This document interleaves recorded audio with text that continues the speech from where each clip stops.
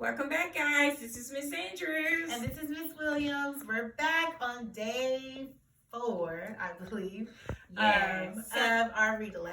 So today, remember we said we would come back and ask the questions. And once again, the title is The Cloud Spinner. Our first question is, what lesson did the boy's mother teach him? Who remember, what lesson did she teach him at the beginning of the story? Anybody know? Everybody at home, if you remember. If you don't remember, it's always a good thing to go back into the story and find your answers. That's a great strategy. Go back into the story and find your answer. So if you were not on this video with us currently, you could go back to one of our old videos and listen to the story again so that you could go back and answer these questions.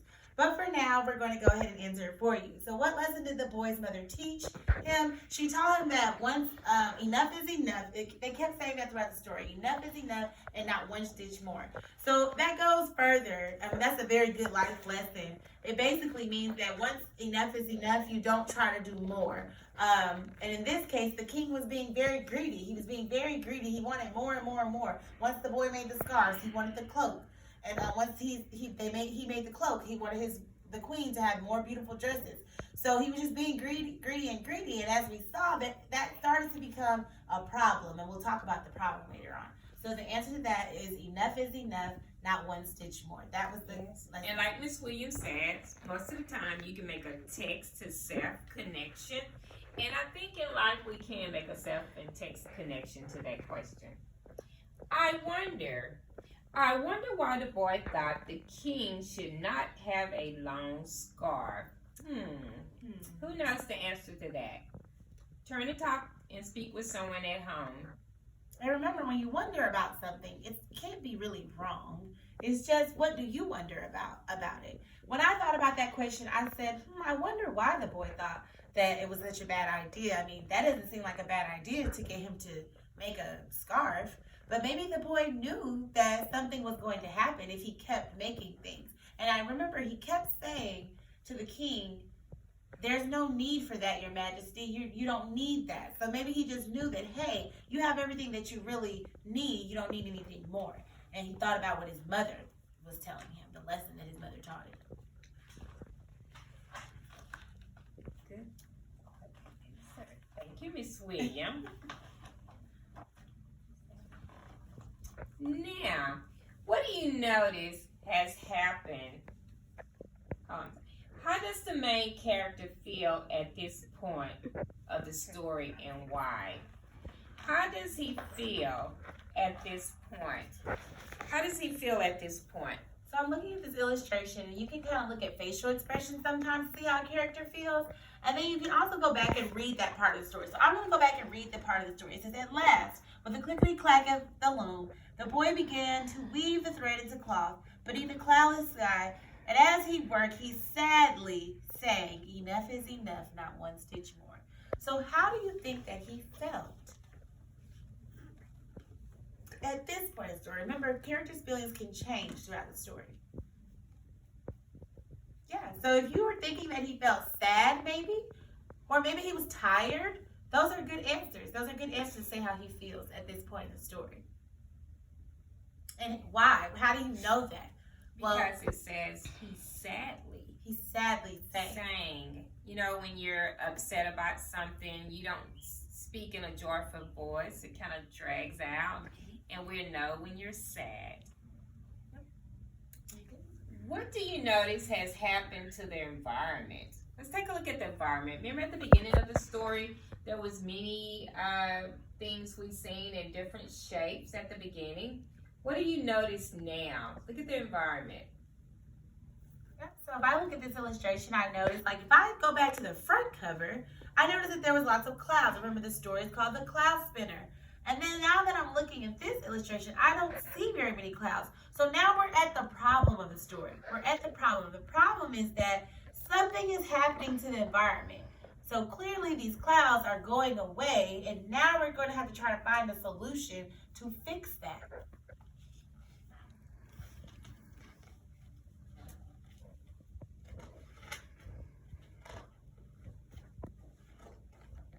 Our next question.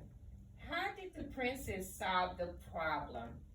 Remember when the princess and the king was out, she never said a word. So I'm assuming she was thinking. She probably was thinking. Because she knew there was a problem because the environment had changed. How did the princess solve the problem? Turn and talk and speak with someone at home. Yep. So when I'm thinking back to this part of the story, I remember her walking. She was walking up a very big hill, and she was dragging this cloak with her. And she gives it to the boy, and she says, "Is there any way that we can undo what has been done?" So she really was asking the boy, like, "Hey, I'm noticing these problems in the environment. Is there any way that you can undo these cloaks and these beautiful things that you made for us so that everything can go back to normal?" So the princess solves the problem because she takes the cloak back to the little boy and has him unstitch the things that he's made, so that as he's unstitching, and you can see it in the illustration, as he unstitches, there comes the clouds back into the environment.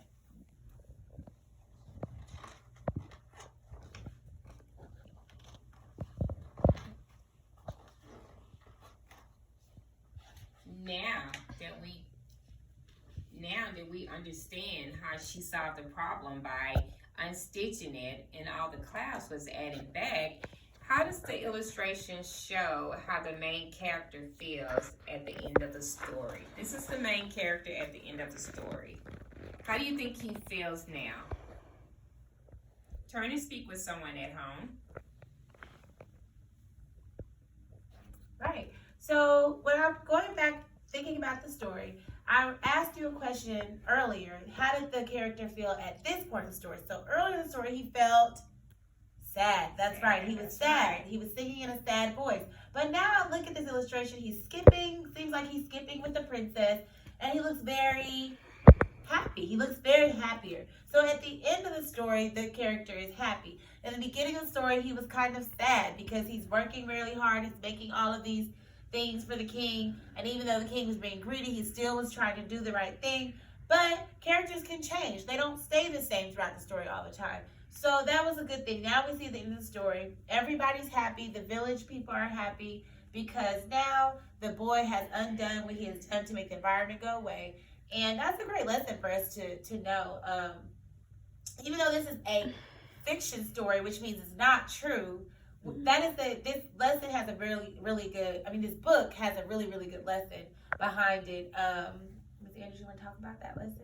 Yeah, that lesson is never overdo something where it's not going to benefit everyone else. You may think it's a great thing, but if it doesn't benefit everyone that's in your setting, it's probably something you shouldn't do. Right, and never be too greedy. I know it kind of reminds me, I kind of can make a Texas connection when I'm thinking about kind of at school when we're going to community circle, and sometimes the same child might win, right? Or sometimes you may have won 2 times in a row, but because you didn't win the 3rd time, you kind of get upset or mad about it.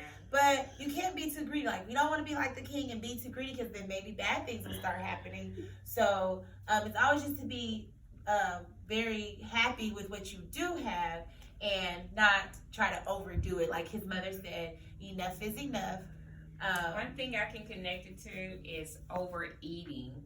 Yeah. When you're full, you should stop eating then. But if you keep eating and eating and eating, you're going to get sick. So enough is enough. Enough is enough. Yep. So that's our story for this week. I hope you enjoyed it. We'll be back next week with a new story. Parents, we will probably post out these questions just if you want your scholar to go back and kind of have a written piece to this.